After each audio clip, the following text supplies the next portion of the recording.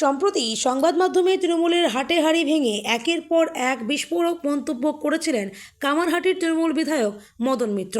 তিনি দাবি করেছিলেন 10 লক্ষ টাকার বিনিময়ে তৃণমূলের জেলা কমিটিতে পদ পাওয়া যাচ্ছে। জেলা স্তরের নেতাদের একাংশ এই কাজে জড়িত থাকতে পারে বলেও মন্তব্য করেছিলেন তিনি। এই মন্তব্য প্রকাশ্যে আসতেই শোরগোল পড়ে গিয়েছে চারদিকে। এবার মদন মিত্রের মন্তব্যকে সমর্থন করলেন বিধানসভার বিরোধী দলনেতা তথা নন্দীগ্রামের বিজেপি বিধায়ক শুভেন্দু অধিকারী। মদনের বক্তব্যকে সমর্থন করে বিস্ফোরক শুভেন্দু।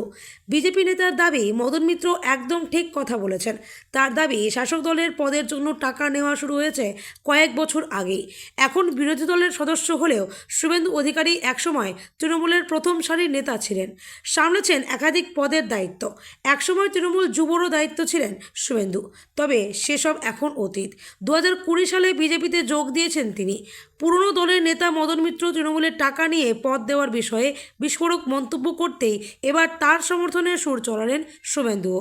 টাকা নিয়ে তৃণমূলের পদ পাইয়ে দেওয়ার অভিযোগ করে মদন মিত্র নিশানা করেছিলেন আইপ্যাককেও। কামারহাটির বিধায়কের কথায়, মমতা বন্দ্যোপাধ্যায়ের কোনো দুর্নাম ছিল না। মমতা বন্দ্যোপাধ্যায়ের গায়ে যেটুকু কালি লেগেছে তা প্যাকওয়ালাদের জন্য। পদ পেতে হলে টাকা দিতে হবে, প্যাকের জন্যই এই টাকার প্রশ্ন এলো। মদন মিত্রের বক্তব্যকে সমর্থন করে শুভেন্দু অধিকারী বলেন, একদম ঠিক কথা বলেছেন মদন মিত্র। কাকদ্বীপের এক ঠিকাদার 2021 সালে আইপ্যাকের অ্যাকাউন্টে 11 কোটি টাকা দিয়েছেন। ওই টাকা আইপ্যাকের রাষ্ট্রায়ত্ত ব্যাংকের অ্যাকাউন্টে পাঠানো হয়েছে। আমার কাছে নথি রয়েছে। সেই সাথে শুভেন্দু জানিয়েছেন, তৃণমূলে কবে থেকে টাকা দিয়ে পদ পাওয়া শুরু হয়েছে সে কথাও। তার স্পষ্ট দাবি, 16-র পর থেকে শুরু হয়েছে। 18-র পর থেকে প্রধান, অঞ্চল সভাপতির পদসহ সব বিক্রি হয়েছে।